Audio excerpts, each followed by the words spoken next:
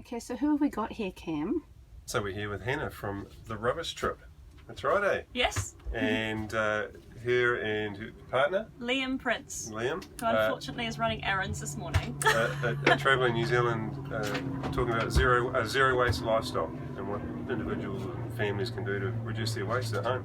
Oh wow, that's pretty full on. Hey Hannah, so sorry, why are you doing this and how did you get into this? Like what the heck's going on? So, well, we, back at the beginning of 2015, decided that we just wanted to try living without a rubbish bin because we were really concerned about, the waste issues that are facing our planet. And this was just supposed to be something that we did in our own time because, we're both working full time and Liam was studying as well full time. And so we just sort of got on with it and we found it surprisingly easy, and also our lives, there were all these positive spin-offs that came from it. So you were just trying to live without rubbish? Yeah. Just not make rubbish? Yeah, no rubbish. No rubbish. And okay. Yeah, well, we got to this point where we were starting to kind of harass our friends and family because we really wanted to talk about it. We're like, it's just so, it's like, there's not this horrible life of sacrifice that everyone assumes. So we decided rather than subject our poor parents to this ranting, we should just do one public talk in our hometown of Wellington and just get it out of our systems and go back to normal. And so we did that, and we really expected hardly anyone to come. And where were you where you did this? This was in Wellington. Yeah. So in Wellington you decided to just say, we're going to do a zero waste thing and we're going to tell you guys how we did it and we want you all to come, and you expected a guy and his dog. Yeah, pretty much. All we did was we created an event on Facebook and it just went a little bit viral, and within about 24 hours we had 200 people that had already put themselves down as interested, and this was a month out and we were like, geez Louise. And then on the night the room was chock-a-block. There were 200 people, no sitting room, no standing room. There were people outside looking through the windows trying to hear us. And we were like, oh my God, people really want to know about this. Why do you think people suddenly want to know? So, this was back in July 2016. So the conversation has increased exponentially since then, and it's becoming more and more the case. But I think what it is there's a growing awareness about the impact of waste. And in particular, there's a lot of talk about plastic. So to be clear, look beyond that, we're zero waste, which includes all waste streams, but public awareness has really galvanized around plastic, and so people really want to do something about it, but they don't know often where to start or how to go about it. And the thing with Liam and I is that because we've gone through eliminating pretty much everything from our waste stream, we've done this through trial and error and step by step. And right, you've just learnt with no one sort of teaching you or anything. You've just basically figured it out. We learnt there's been people that have been walking this walk much longer than us. Like I have to say, But for you guys, it was just like off the cuff. Yeah, and we learned from Google. like looking Grandma at Google. Yeah, and like people like Matthew Luxon and Waveney Worth in Auckland who've been doing this for a decade, Bayer Johnson in the US, Lauren Singer. So there's lots of resources on the internet, but it's just about finding, the time to look up all the different solutions to every And how do you waste do it in your location, your space, right? Because, the idea is there, but how do you do it inside of your supermarkets, your resources that are close to you, right? Exactly. And so this is like a really core aspect of the rubbish trip. So what's the rubbish trip? Yeah, because you're in Nelson right now. How did you get here? So you're from Wellington, and now so, suddenly in Nelson. So we had this big turnout in Wellington, and that was supposed to be that, but we started ending up getting sort of all these requests from businesses and schools and community groups to come and do this talk again and again in the community, and we just didn't want to say no. We want to say yes to everything, but it started to get quite unmanageable with our day jobs and everything else. So we thought, well, if this is the response in Wellington, it's quite possibly going to be similar in other parts of the country as well. So we quit our jobs and decided to start travelling full-time, just delivering this presentation for free. Wow, so you quit your jobs and you've donated your life to the planet, essentially, or to dealing with rubbish.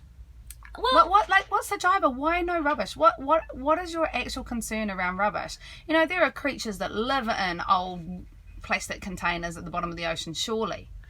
Yeah, well, I think that it depends. So I mean, waste is a really, really big issue, and there's so many different things that come from so many different waste streams. So plastic is an issue because, you know, every piece of plastic that's ever been created still exists on the earth somewhere. But why is that a bad thing? Well, because plastic never really breaks down. So if it gets into, you know, there's 150 million tons of plastic in the ocean already. Every year the human species adds an additional 8 million tons, which is the equivalent of dumping a garbage truck of plastic. Yeah, but I still don't get why that's a bad thing. And so the reason that that's a bad thing is because it doesn't break down. So, well, it does break down, but it breaks down into tiny, tiny particles of just still synthetic plastic material that sea life consumes. It's getting into. But why is it bad for them to consume it? Like, what's the big deal there? Because it's a technical synthetic product that does not belong in organic, natural environments. So it's wreaking havoc with. You know, it's getting into penetrating the cellular wall of some of these animals. You know, humans are consuming 11,000 So it's making them sick. of... Are you saying that plastic at that level will make an animal sick? Yeah, I mean... Not just the choking turtles, but... Yeah, well, there's the choking turtles as well. And there's the choking, you know, giant... But we're talking about something even tiny. We're talking about microplastics and now... Yeah, so it ranges from microplastics through to big bits of plastic. So there's the big bits of plastic that are, you know, it's quite... You can see on the news how this is impacting sea life that consume it. You know, so the there was a whale recently, at least a sperm whale or something, that died or washed up, and it had its stomach was essentially filled with plastic bags. Exactly. Yeah. So that's kind of that macro scale plastic, right? Yeah. The impacts of that, and then I was reading also that the stuff you're saying that breaks down and the chemicals become available. That's getting picked up by algae and shellfish, and then fish eat the shellfish, and then it actually can get into humans, right? Eventually. Yeah, because so are you saying that it's just better to not have the plastic at all, or are you saying keep it and, you know, keep it recycled? That we've got a thing here now on the planet. Like, are you saying end making it and deal with what we've got? Reuse what we've got over and over? Like, it depends on what kind of plastic you're talking about. So if we look at synthetic fibers, this is a massive issue of what we're going to do about all the polyesters and synthetic fibers that every single time we wash them release thousands of microfibers into our waterways that are not being captured by our wastewater systems. So, you know, you might have heard that recently the government banned microbeads. Yes. So microfibers are the exact same thing, but no one's talking about them because nobody knows what to do. So with those kind of things, it's like, okay, we've already got all these it's about clothing, hoodies, right? Your polyester hoodies, okay. Yeah. So what do we do with the ones we've already got? Mm-hmm. Do we keep them and not wash them? Do we send them to landfill? Like, what do we? So that's that. So to answer your question on that, right? Yeah, that's a really big issue, and I don't think anybody knows what to do about that. So what would you recommend? Because we've got some stuff that's polyester. Yeah, no, that's a really tricky issue, and I think some people, like, it stumped the zero waste community. Like, some people are like, well, let's just keep it until they invent a machine to turn it back into solid plastic.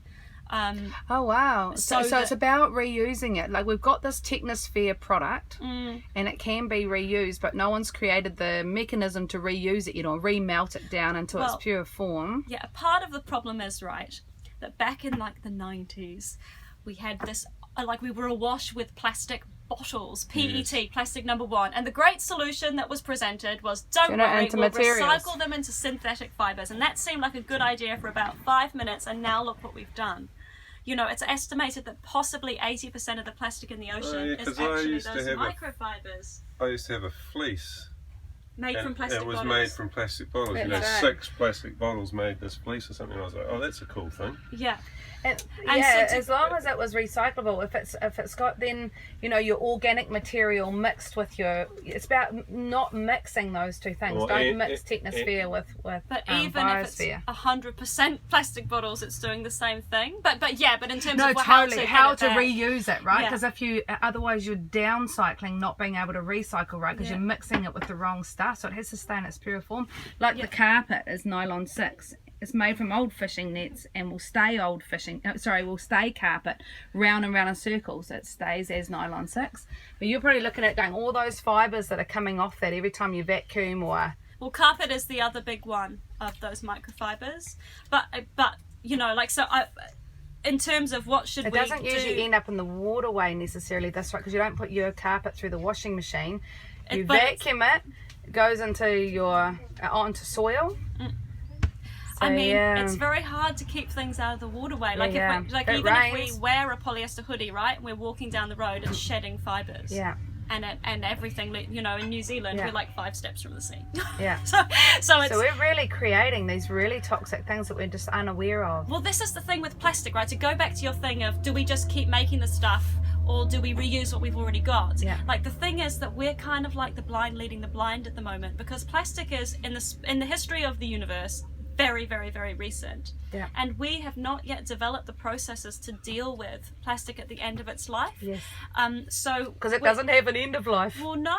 And we're making it up as we go along. So the whole polyester thing seemed like a great idea, but turned out to be a disaster. Yeah. And this is why... so why is it still happening? So why are... Because people are making money right off those polyester jackets. And also people are making money off the plastic bottles. Yes. The polyester jackets are the solution to the plastic bottles, and still in New Zealand, so much of our PET plastic, when we put it in the recycling, it's going to be made into polyester. So thankfully, in Lower Hutt, we now have Flight Plastics, which is doing end-to-end plastic recycling in New Zealand of PET #1, and they're turning it into food containers, which is much preferable to it being turned into microfibers, polyester. So it's about not getting it little, it's about making it bigger, not smaller, the plastic. Well, that's one aspect to it. Yeah, like, I can't profess to be an expert on every... But these are the things that you're learning. No one is, as you've said.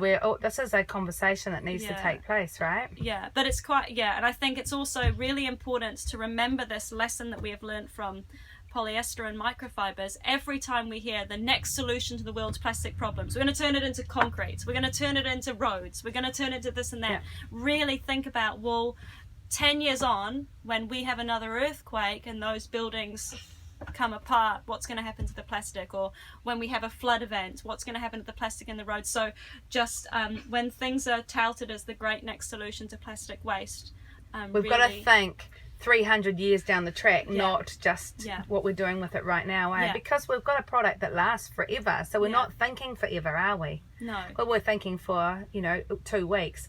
Liquid goes in, it goes into a fridge, someone buys it, they drink it, they toss it out, so it lasts for about 2 weeks, the actual use of it, right?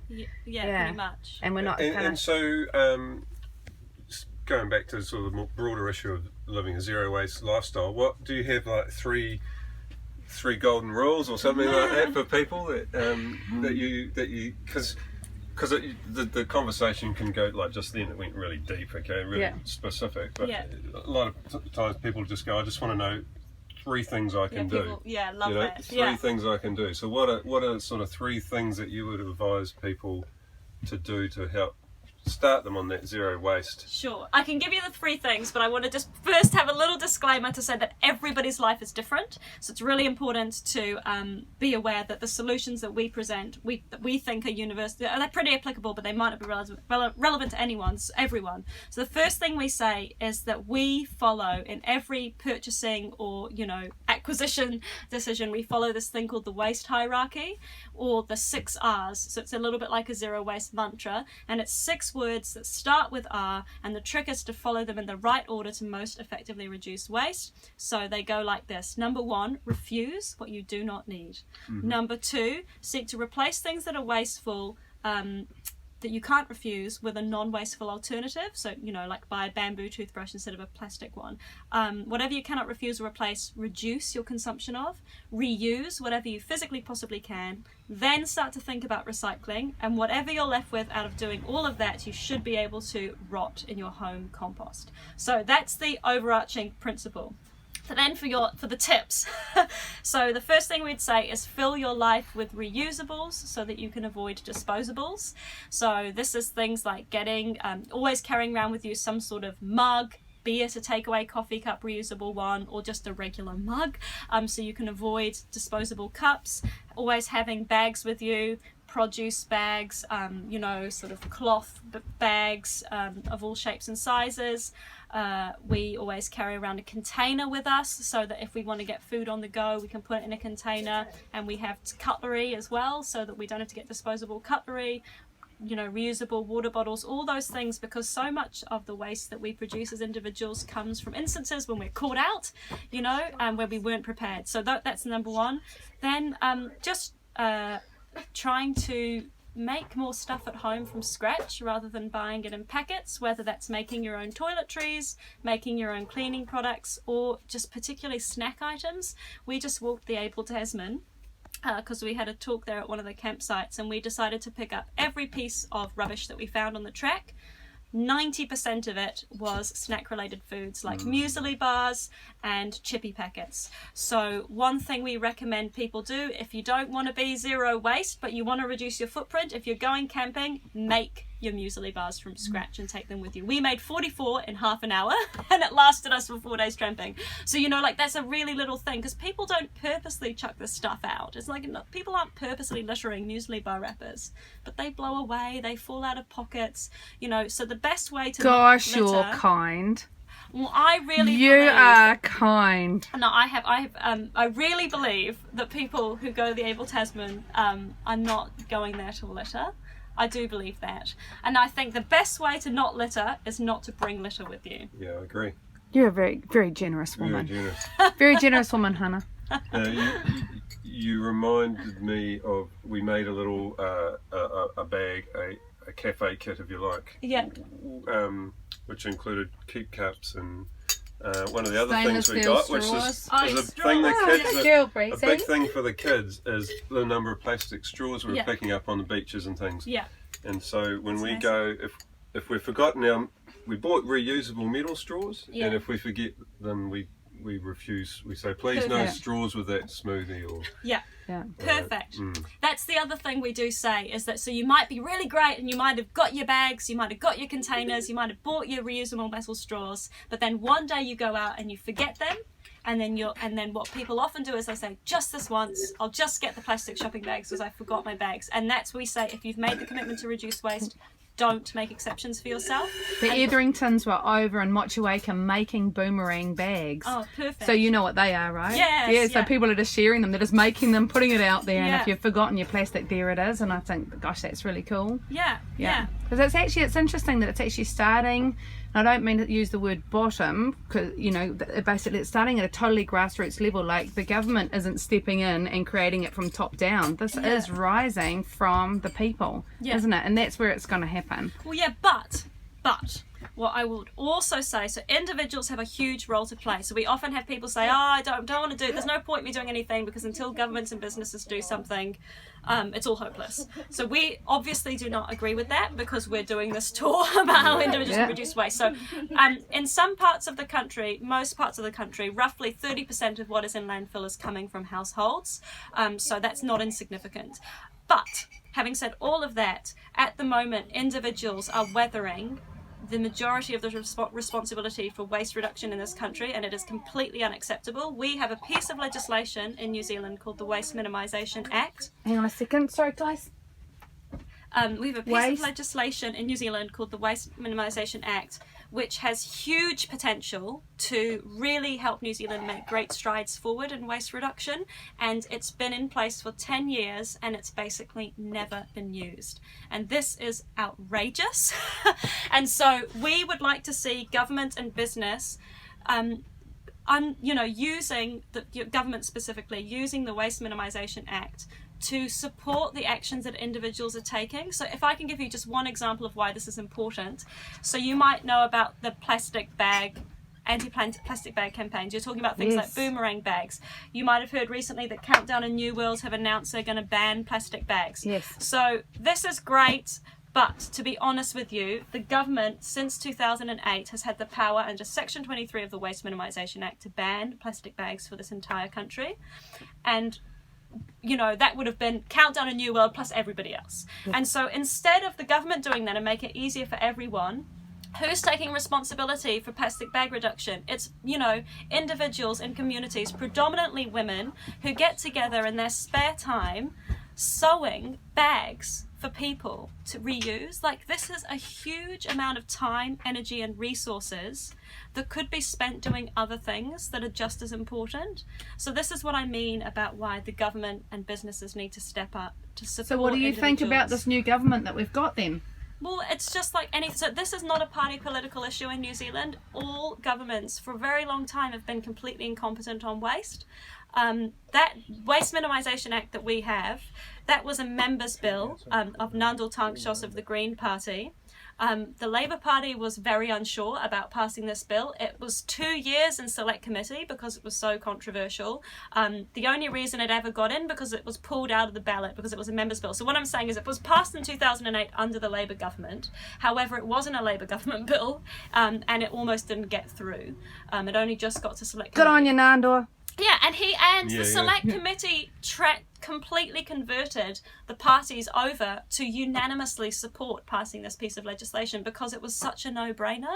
When they sat down and listened to the experts, they were like, well, why would we not pass this piece of legislation? But since it's been passed, nothing has happened under it. So this new government has yet to prove. So my understanding is that there is a levy on waste to landfill. Yeah, but it's $10. That money, yeah, I know, and it's a paltry amount. Yeah. Because it was as touted as, we'll be able to increase this levy over time, and the cost will force people to look at alternatives.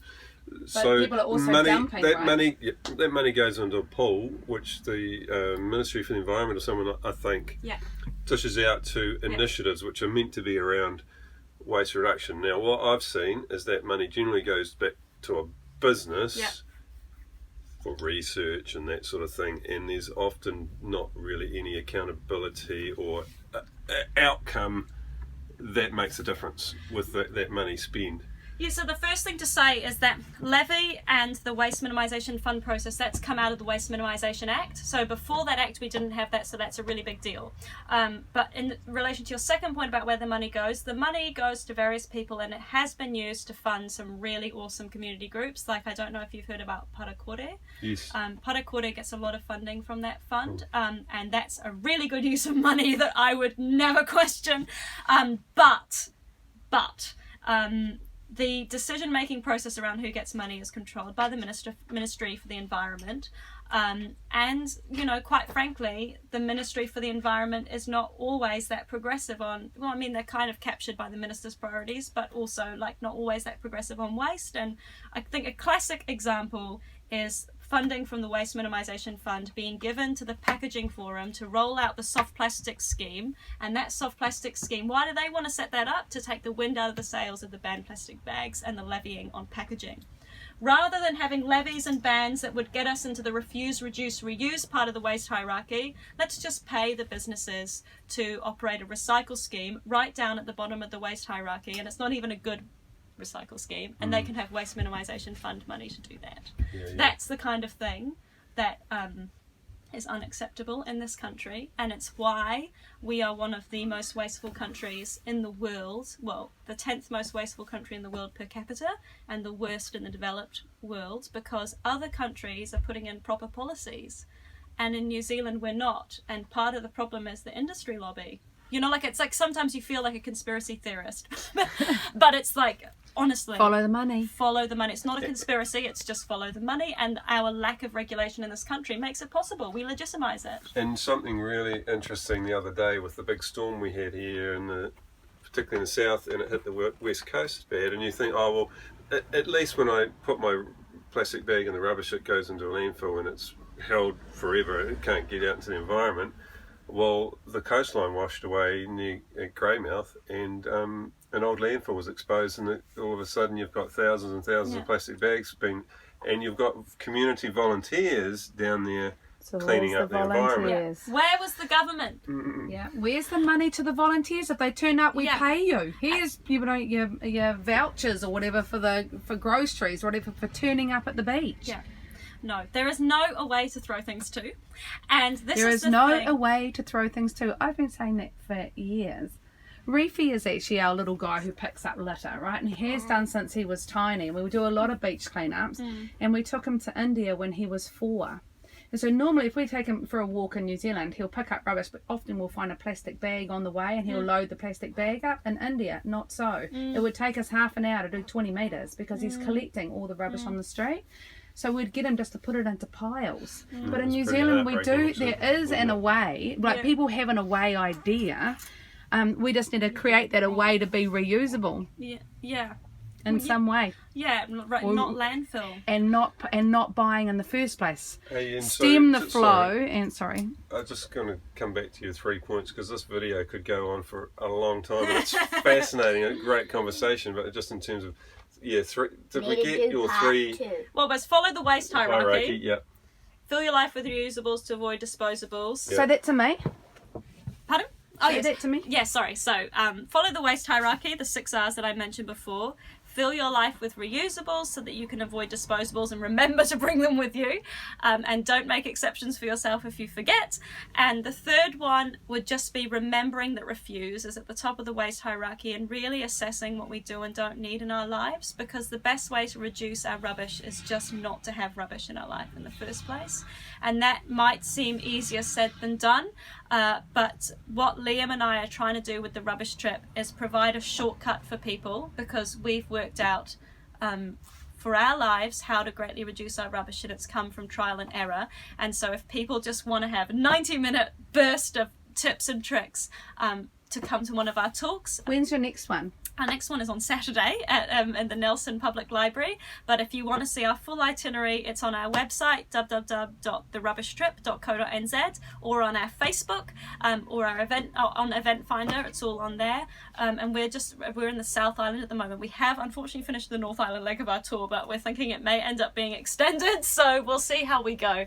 Yeah. But and also anyone is welcome to write to us on our email or our Facebook Messenger to ask us questions. We're always happy to. And also the other thing is that for every region we go to, we provide regional shopping guides of every single shop or business or organisation or community group we've found in that region that helps people to support waste. So even if you've missed us in the North Island, your region is probably on there. So have a look and you can find places you can shop. Wow, that is so cool. Oh, you're amazing, Hannah. Awesome. Thank you so much for being so awesome and coming to the Loop Bus, because we're just so stoked. Oh, thank you for having me at the Loop Bus. And I'm sorry Liam couldn't be here. Fantastic Liam's gonna be conversation. Okay, my love. Thank See you. ya.